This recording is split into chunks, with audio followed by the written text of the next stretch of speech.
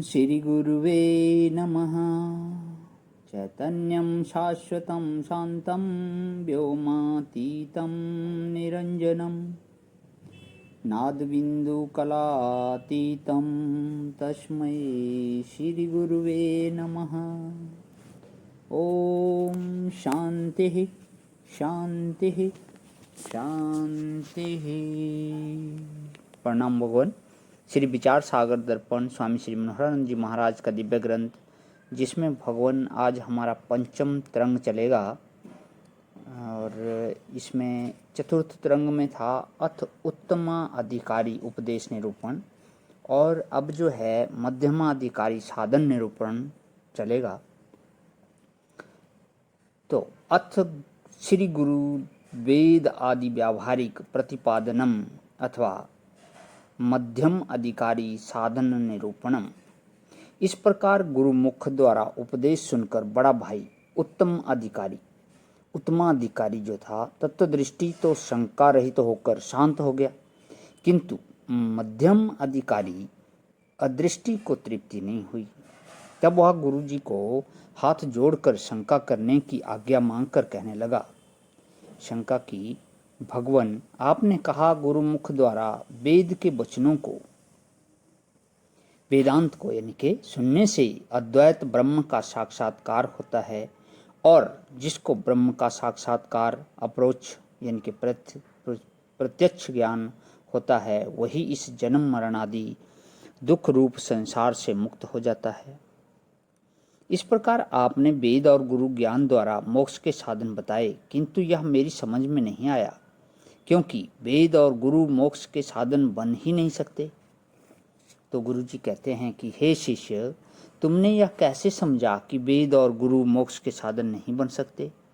शिष्य कहता है, अदृष्टि, भगवान, पहले मुझे आप यह बताएं कि गुरु और वेद सत्य हैं या असत्य।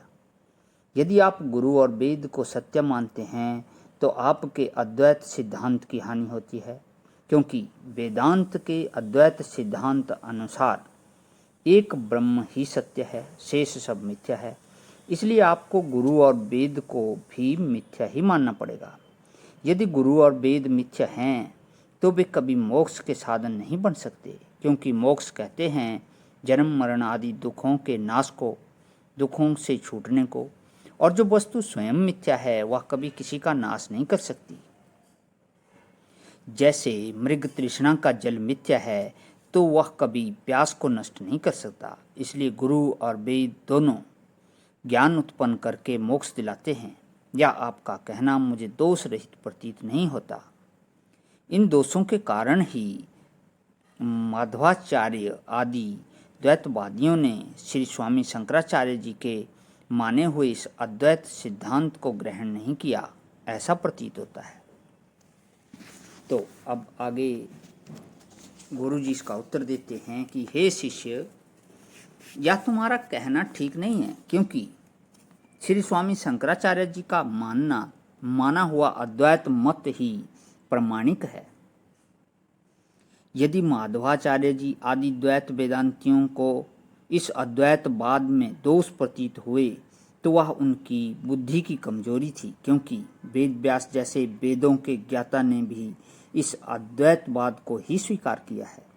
शंकराचार्य जी के बारे में तो उन्होंने भगवान वेद व्यास जी ने स्वयं वायु पुराण और कर्म पुराण आदि पुराणों में यह लिखा है, जब कलयुग में वेद के अर्थ से अभिन्न लोग वेद के अर्थ को नाना प्रकार से करने लगेंगे, तब कृपालु भगवान शिव जी यानी कि श्री शंकर के नाम से अवतार लेकर बद्रीनाथ की मूर्ति का देवनंदी गंगा में से उद्धार स्थापन में स्वस्थान में स्थापन, नास्तिक मत का खंडन तथा वेद का यथार्थ व्याख्यान करेंगे।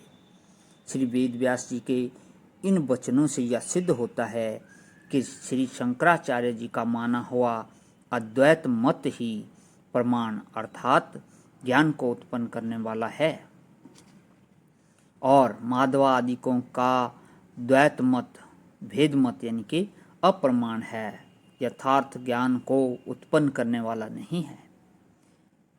आदि कवि सर्वज्ञ श्री ऋषि श्री वाल्मीकि जी ने भी उत्तर रामायण योग वासिष्ठ नामक ग्रंथ में दृष्टि सृष्टिवाद के रूप में अद्वैत मत का ही प्रतिपादन किया है। प्रणाम भगवान। आज यहीं विराम। ओम शांति शांति शांति।